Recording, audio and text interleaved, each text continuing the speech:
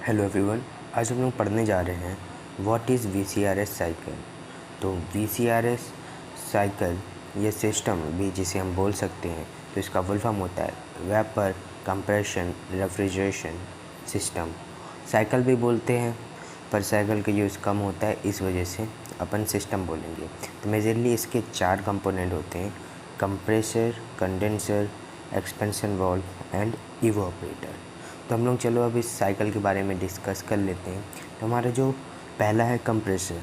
Compressor का काम क्या होता है? हमारा जो कंप्रेसर होता है वो रेफ्रिजरेंट को कंप्रेस करने का काम करता है। इससे फिर ये यहाँ से निकलता है हाई प्रेशर और हाई टेम्परेचर में। इसके बाद ये जाता है हमारे कंडेंसर में।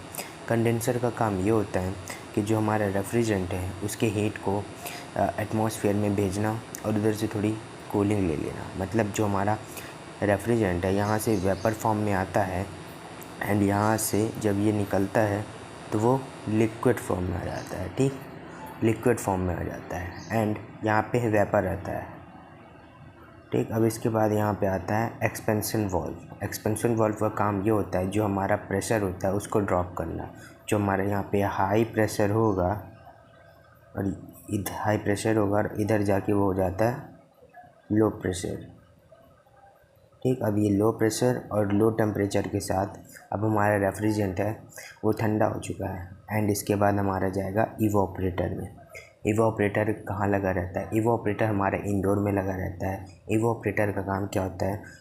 जो कूलिंग है उसको रूम में पहुंचाना एंड साथ ही में जो रूम की हीट है उसको ऑब्जॉर्ब करके हीट को वापस से ही कंप्रेसर में भेजना। और जब ये हीट को ऑब्जॉर्ब करता है तब हमारा ये जो लिक्विड फॉर्म होता है उससे कन्वर्ट होके ये वेपर हो जाता है। ये चीज़ जान लो, ये इम्पॉर्टेंट होता है। और एक चीज़ मैं आपको और बता दे रहा हूँ, आपको सक्शन लाइन और डिस्चार्ज लाइन क्या होती है।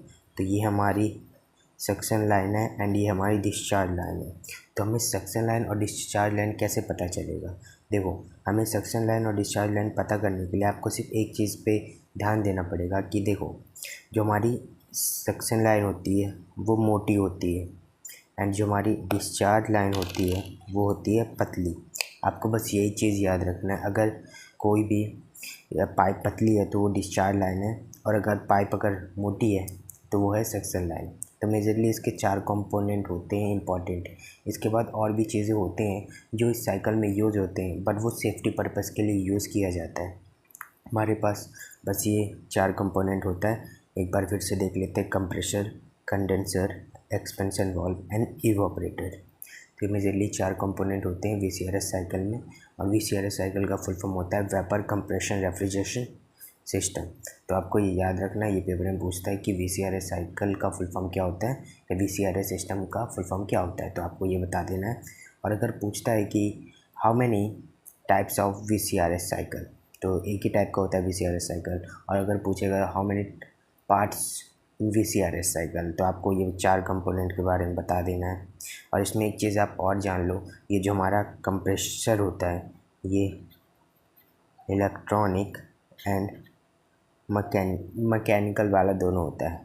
ठीक, ये इलेक्ट्रॉनिक मतलब इलेक्ट्रिक से भी चलता है। अगर पूछा जाएगा कि हमारे वीसीआरएस साइकिल में कौन सा इलेक्ट्रॉनिक सिस्टम है और मैकेनिकल सिस्टम है, तो आपको बताना है कि कंप्रेसर। सिर्फ कंप्रेसर एक ऐसा सिस्टम हमारा पार्ट है वीसीआरएस साइकिल का जो बिजली भी लेता है और मैकेनिकल वाला काम भी करता है। तो आपको ये चीज़ें याद रखनी पड़ेगी। तो इतना ही चीज़ होता है वीसीआरएस